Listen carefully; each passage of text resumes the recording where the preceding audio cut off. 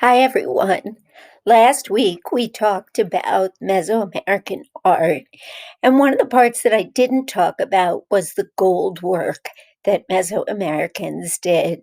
They were very frequently used um, for masks, for their rulers. They were also used as breastplates for soldiers, in combination at times with jade, which was a very popular material for them to use. Some of the art terms I'll be talking about are to emboss, which means a raised surface done by engraving, or engraving, cutting a design into a hard surface. And you can see these masks are kind of a combination of the two. I'll also be mentioning the phrase low relief, which means that the motifs or images are slightly raised from the surface. High relief, I won't really be talking about, and that's when it's really raised from the surface, um, at least double in its size. And sunken relief is when you've carved into something. So the first step is that you want to come up with a design. You want to draw it. I won't even give you a sheet of aluminum until you've done this step. Now, I happen to um, decide to do the om that I wear all the time. You can see that I'm tracing over it. That's because I have this sheet of aluminum underneath the paper.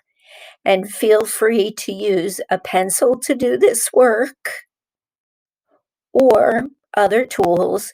You really want to be pressing hard into the surface. This is one of the other tools that we have. It's much sharper, and actually the other end of it is almost needle sharp. You do need to be careful with these. There are advantages and disadvantages to using this. It's sharper, and so you don't necessarily have to press as hard. One of the disadvantages that I find is that I can't always see where I have been in the pressing.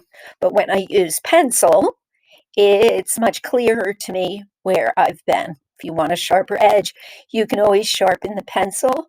Um, I find that it's stronger if it's a little dull, if it's not too sharp. Now, at home, you can certainly do this work with a heavy duty aluminum foil that you might find in your kitchen. Okay, so you would trace over the whole thing. You feel free to have borders. The more that you carve, the better.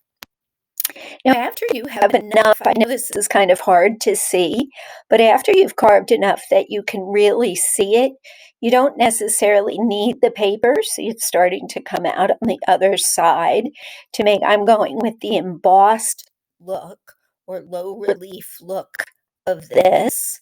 Okay, so it's coming, I want actually the opposite side that I'm drawing on. And I just keep going over it, checking, seeing how it looks.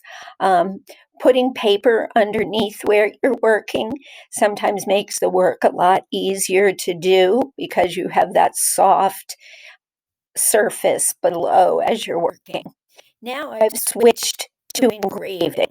I want to even accentuate where I have embossed. So I flip the sheet of paper over and I'm kind of pushing it around it just to truly emphasize this central feature of my design.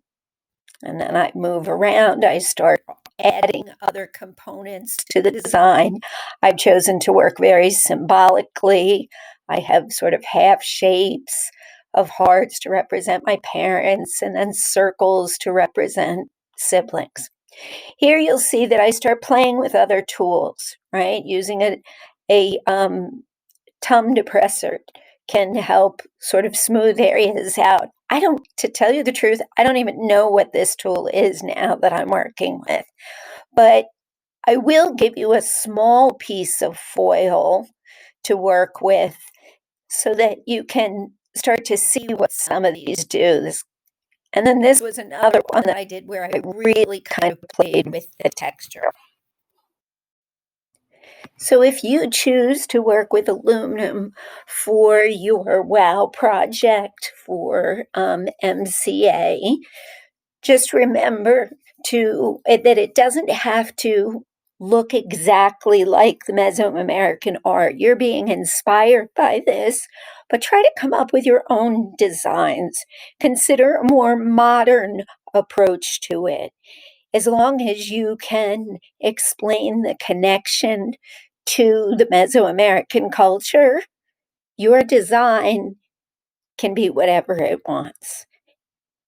Enjoy, create, consider making a plan using this medium.